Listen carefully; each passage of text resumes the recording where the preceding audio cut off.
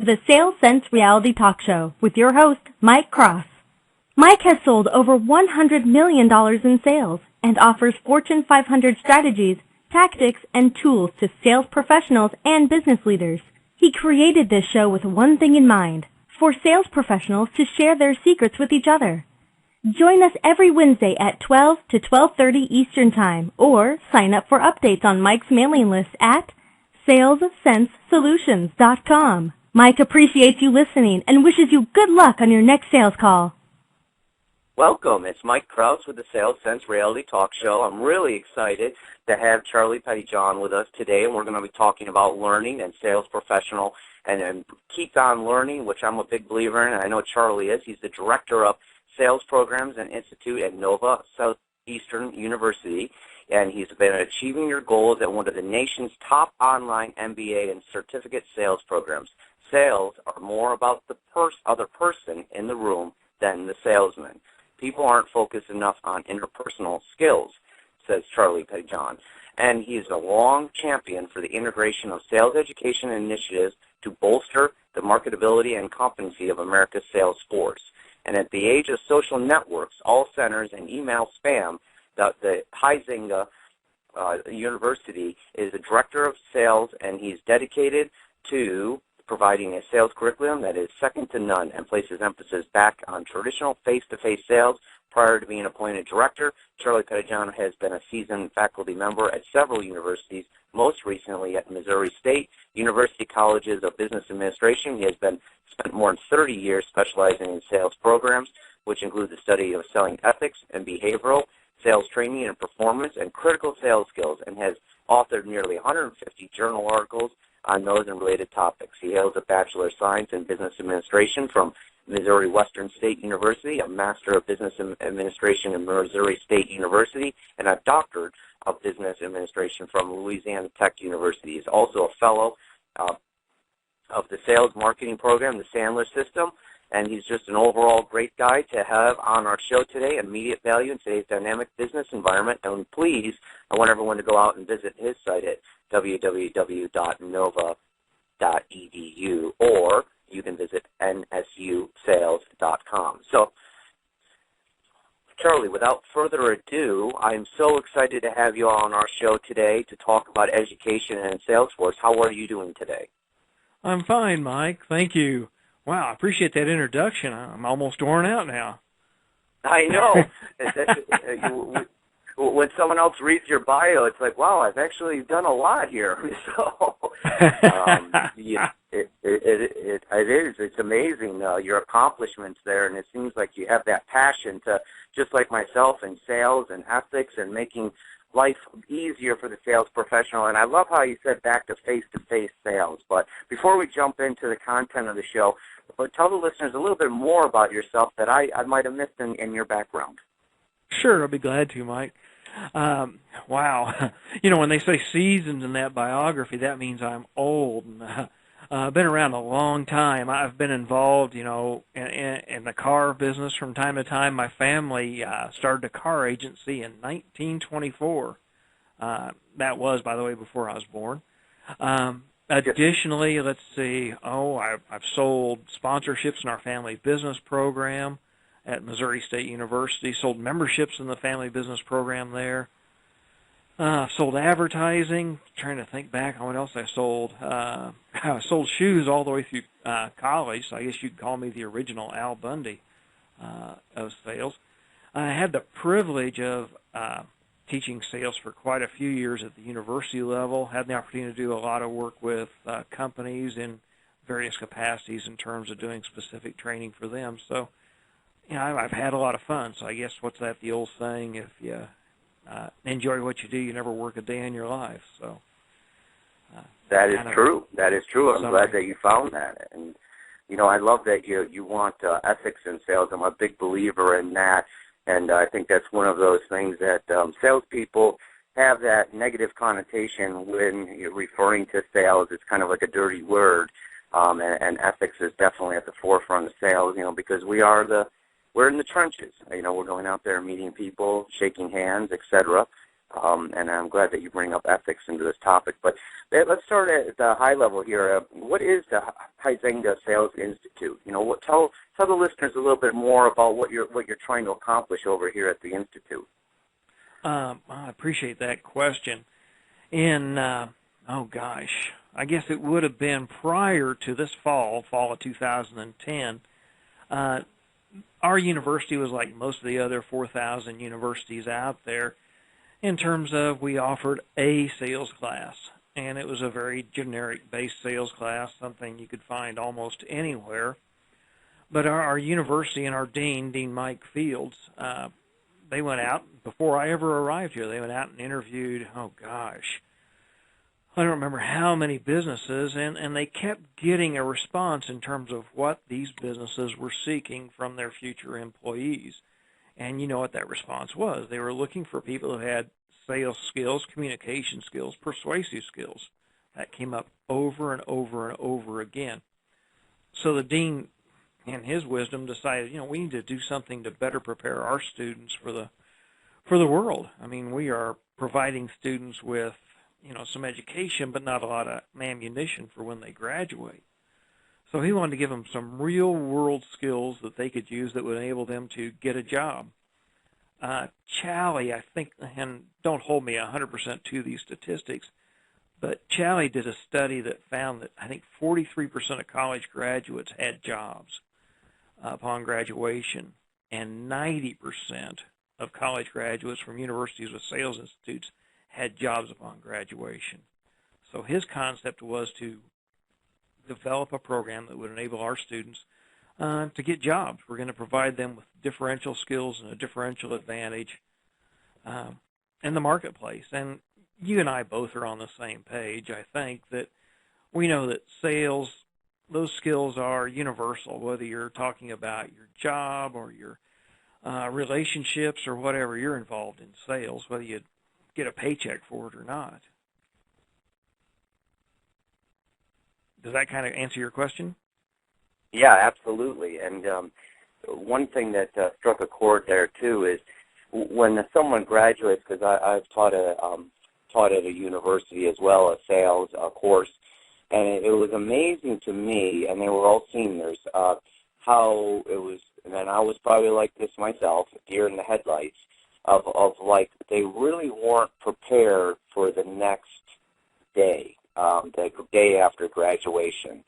And I think that sales can be used as any form of communication, and you can go anywhere you want, whenever you want, with a sales background. And I think that's a great thing that you're doing and giving them real-world experience. And I try to do that in the course as well, is give them real-world experience. What other tactics are you using over at the university to have them have such a high rate of placement? Well, at many universities, what happens is you take the class, and then if you're lucky, the class, you go in there and your professor will bring a tripod and a video camera in, and you'll be videoed, and you'll have a video role play, and you can look at that. Well, what we've done here is we have 16 dedicated role play rooms. And these aren't your typical role play rooms. We have 44-inch monitors in each room with 3 high-definition cameras in each room. And using our system, students can access that virtually at 7 a.m. to 10 p.m., 7 days a week, and record themselves and develop their skills. Because it's one thing to tell somebody that they're doing something that is not beneficial in the relationship or in the presentation, but it's another one when they can do it and then see themselves doing it in action. So one thing we're doing is we're giving them practice. By the time they finish our curriculum, both graduate and undergraduate, these students should have somewhere in the vicinity of 15 different recorded role-play presentations. So with that type of skill set, we're going to give them a leg up on other students who haven't had the opportunity to really practice their skills, who've read about them at the most, or perhaps heard about them in a classroom at the most. Additionally, we're going to provide these students, we have a career development center. So to help them obtain jobs, we have a career development center here in the Huizenga School of Business and Entrepreneurship building, right here on the first floor. It's one of the first things one will see when he or she comes into the building. So we're putting now the dean calls it a full court press on getting our students employed, and we're going to work on getting internships for them. After their junior year for the undergraduate students. So we're putting both an academic focus on this and a real-world application focus on this. That is great, because that's one thing, going back to what you stated, videotaping. I remember the first time I was videotaped, and I think it took me 6 months to watch it because I was scared. I was like, I just don't want to, it's like looking in the mirror. I don't want to see myself. I know I messed up, and, we're so critical on ourselves. So, boy, that's world-class learning right there, if they can videotape and see themselves. And you're right, Charlie, what you stated there is, we can, as learning facilitators, you can tell them to, do this or do that, but when they see it themselves, that just hits home on all sorts of levels. So, the name Huizenga is interesting, and I had to ask you in the pre-call here how to pronounce it. Where did the name come from, and how long have you guys been open? I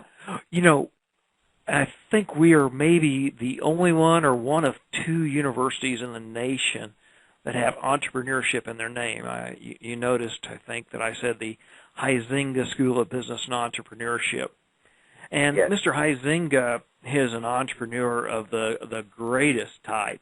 To my knowledge, he's the only individual to found 3 separate Fortune 500 companies. As I recall, his first was Waste Management, his second was Blockbuster, and his third was AutoNation. So he is a wonderful entrepreneur. And, in addition to being a wonderful entrepreneur, he's just been a superb supporter of our university and our programs. And when he heard that we were offering a sales program for our students, my understanding is he became very excited because he knows that there's such a strong marriage between entrepreneurship and sales that it was something he wanted to support. So that's how Mr. Huizenga became associated, to my knowledge, with the Sales Institute. And it's truly a privilege to work in an institution that has such a wonderful entrepreneur and wonderful benefactor's name on it.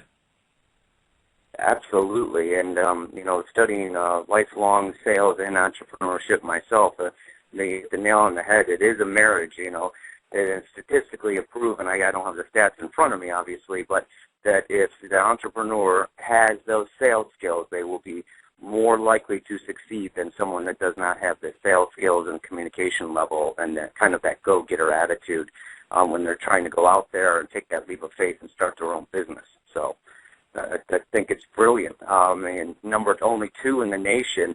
You guys are really you're the pioneers in the sales space of learning, which is exciting because I know when I went to school, I think they had the one class and then that was the end of it. And it was about territory management, how to map out your territory, which honestly you could probably do that with a GPS on your mobile phone now, so you don't even need to look at it. You remember the wheel map and, oh gosh, yeah. I can't remember all those maps for territory management.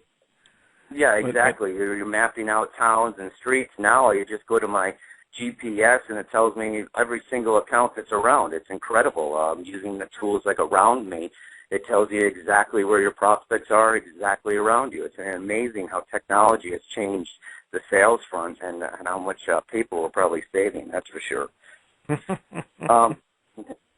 What about programs for those who are not seeking a degree, and are they certified? What other programs are you offering over there at your institute?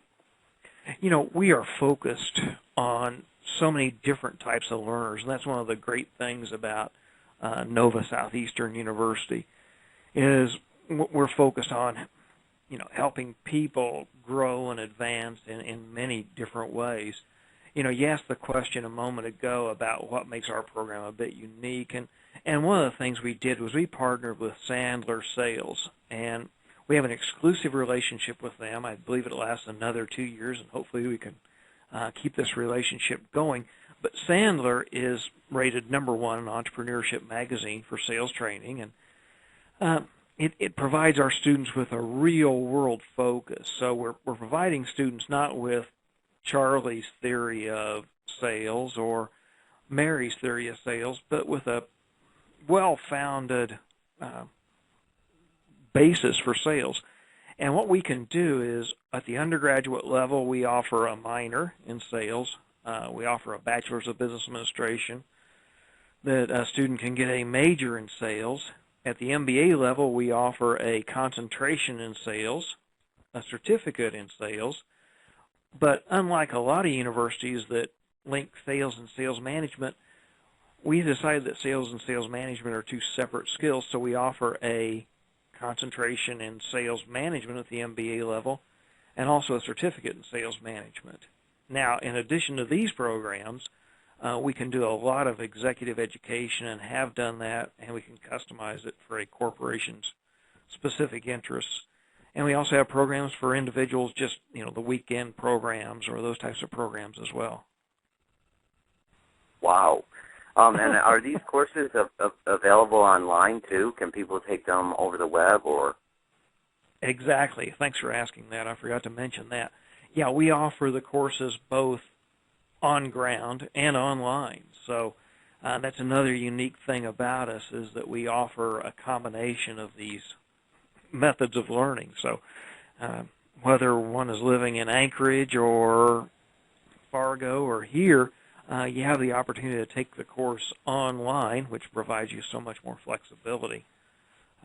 But for those students who want a classroom experience, we offer that as well.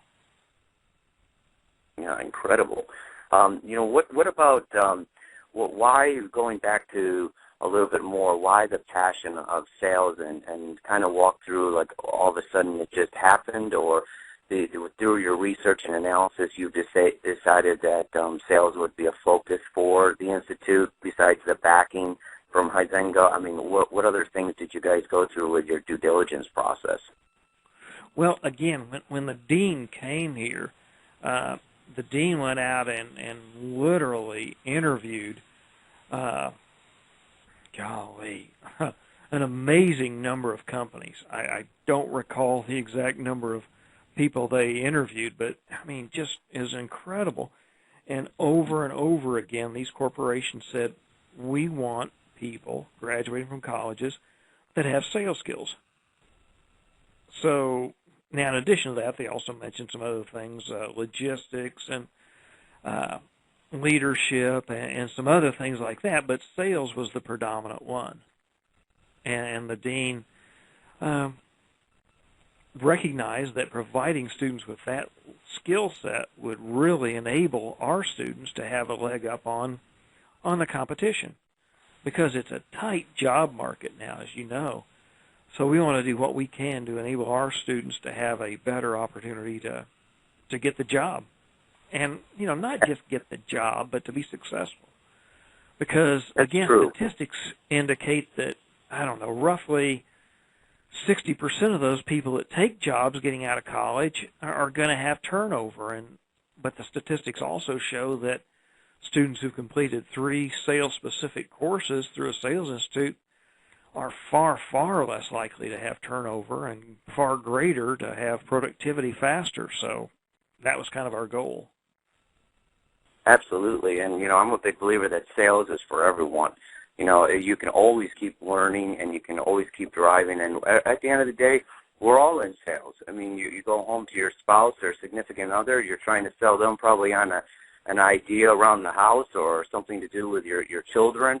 You go to a grocery store, you're trying to sell. We're always engaging in some sort of trade-off with any form of communication or to create that win-win. So sales skills are just not for salespeople anymore. I think that's what the message is here, too, is like anyone can learn sales and just be a better buyer. The whole other thing, you don't have to be afraid to go to a used car dealership or something like that. You already can figure out the process, and you could be just a more educated consumer at the end of it. Oh, that's 100% right. And our program, as you mentioned early in the lead-in, Our program is based on sales professionalism. We teach our students that salesperson should spend about 70% of the time listening, not talking. We're not trying to push product onto people. We're trying to create mutually satisfying long-term relationships. And as you mentioned earlier, that's the way we want to go. We want to help these people build careers, not jobs. Absolutely, and that's something I'm passionate about too, is to kind of get the negative stigma off of sales. I mean, it can be a great career. You can have flexibility and freedom. Depending on the type of company you go to, you can make an uncapped earnings potential, more than likely. There's still a lot of uncapped earnings out there to be made and provide to your family and still go to the soccer games. So I think, to me, sales is something I've obviously become passionate about, and I still believe it's the best thing out there. And it also has entrepreneurship, too. So it's the best of both worlds. If you go to a company, you can kind of create your own path in that company, and you can go out and recognize revenue for the client, your company, and as well as help people achieve their goals. I mean, it's just a triple win if you ask me, but I'm a little biased. So,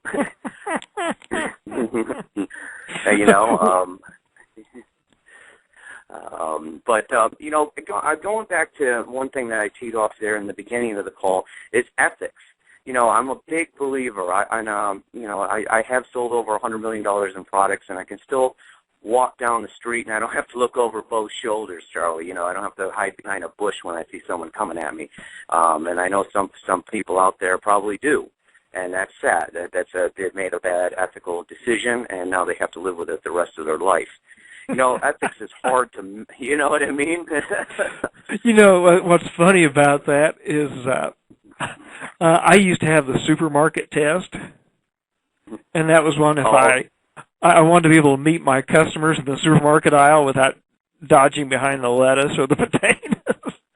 Yeah, exactly. Throwing a bag of chips over your head and walking down with the cart in front of you. Yeah, but that's fun. I'm going to name it now the supermarket thing. I love that supermarket test, and I've always had that. It's like, but some people don't have that, Charlie. They just go out there and they're treating it as a job. Going back to exactly what you just stated, they're treating it as a sales job. This is only going to be temporarily. This is only going to be for a minute or two. Well, I've said that too. I've said that, I'll probably only be here a year or two, and I was at the company 5 years. You don't know what's coming on, so if you make those good decisions along the way, you don't have to worry about leaving that company. So, but going back to measuring ethics, and it's such a hard debate. What type? How can you teach ethics? Is that something we can really teach? You being right there at the Institute, is there something that we can do? That's a wonderful question. That's one of those philosophical questions that is very challenging to answer, but I'll give it my best shot. In my opinion, I'm not sure I can teach ethics, but I can perhaps influence behavior. Again, it's kind of like sales. I don't sell anybody anything, but I provide them with an opportunity to make a mutually beneficial decision. What I try to do when I cover ethics is, one, make people aware of ethical situations and why a certain behavior could be regarded as not being ethical. But beyond that, I'd like to point out that, just as you did just a minute ago, that being ethical is the best decision for both parties in the long run. So by being ethical, I'm really building my career over the long run, building my revenue, and building my balance sheet, I guess, over the long run, because I don't have to worry about continually having to dodge something I've done that was unethical in the past. So I see it as being a win-win decision. I'm ethical, so I win, my customer wins, and everybody wins. So that's more how I try to approach it with my students. But that's absolutely, Charlie. Yeah, it is, and you're right. It is philosophical. There's no question.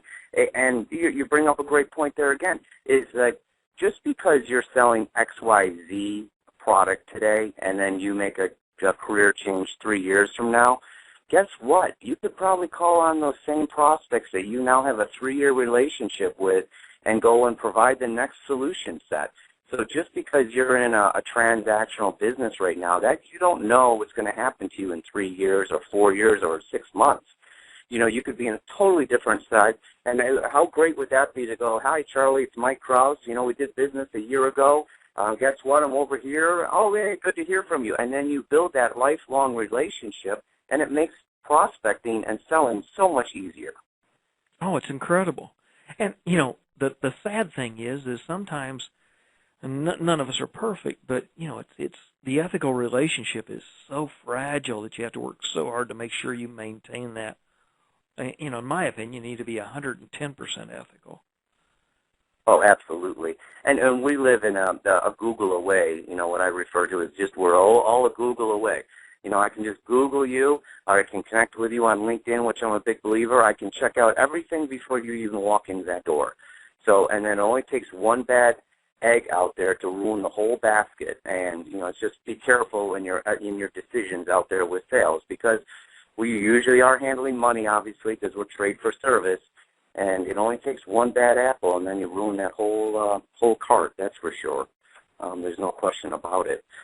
We got to start to close down here. It goes by fast when you're having fun. But tell the listeners, and I've enjoyed the conversation. I'm relentless passion towards helping people get better and more ethics out there in the sales community. I mean, that's one of my lifelong goals, is kind of to turn that paradigm and make a paradigm shift, I should say, you know, from a negative to a positive, because salespeople in general are great people, and you know, we're just there to help you. We're help you there to find a solution, provide value, and you know, make sure you're happy. But tell the listeners a little bit more about how they can reach out to some of your programs and some contact information and kind of guide them through. Oh, sure. I'll be more than happy to. Thanks for that opportunity. Of course, my name is Charlie Pettijohn, and I'm at Nova Southeastern University. My phone number is 954-262-5030. Our website, www.nsusales.com. Again, that's www.nsusales.com. Sound like I'm selling something, don't I? I guess maybe I am. But anyway, that's a wonderful website that provides a lot of information on our programs. And additionally, they can look at www.huizenga.nova.edu, and that'll provide information with regard to all of our business programs, graduate and undergraduate. And you'll see that we have a wonderful variety of those. So, does that answer that question? Yeah, absolutely, absolutely. And, you know, I would encourage everyone to go out there and look at the site and treat, like Charlie mentioned in our call today, treat it like a profession. Don't treat it like a job. And I know those are two words, you know, wordsmithing here a little bit, but honestly, JOB always stands for, someone told me, just over broke. So, you know, if you so, you know, I thought you might like that one, Charlie. But, I mean, it's just over broke. But a career, you know, you're making it a lifetime decision, a lifetime relationship. You're going to build wealth. You're going to build things for your family and things like that. With a job, it's just going to be paycheck to paycheck. Don't look at it as a paycheck to paycheck. Look at it as a career. And I'm always refining my skills, going out there and I still take classes. So I'm a big believer in learning. You never stop learning. I'm a lifelong learner, and I encourage everyone to be a lifelong learner. And I know Charlie is a lifelong learner. You got 3 or 4 degrees there, so, you know, I'm preaching to the choir. But I've had a lot of fun here and with Charlie, and I encourage all the listeners to go out there and check out the site and enroll in a program and look at sales as a career and not as a job. Any last-minute thoughts, Charlie? You know, I appreciate that, Mike. This has been a lot of fun. I mean, I've enjoyed visiting with you, and obviously we have a similar passion for sales. And that passion is reflected by my colleagues here. Again, the dean had the vision for creating this, and I have just some exceptional colleagues that I have the opportunity to work with. So it's a real opportunity for students to grow and develop, and like you say, lifelong learning. We have so many different programs that we should be able to help a lot of people if they want to develop their skills and their knowledge base. Absolutely. And, you know, let's start today. go online and register, and let's start today. You know, don't put it off, because I know a lot of people that always say, oh, I'm going to mean to go back to school, or I'm doing this. You know, do it today. You know, I'm sure there's programs available that you can register for and just make it happen today. So, Charlie, you're a fantastic guest, and I've really enjoyed spending time, and I look forward to growing our relationship after the call and providing some win-win between you and I. So thank you so much for the time. Thank you. I appreciate it, Mike. Okay. I wish everyone good luck on their next sales call, and tune in next week at 12 o'clock again on Wednesday. And thank you, and have a productive week.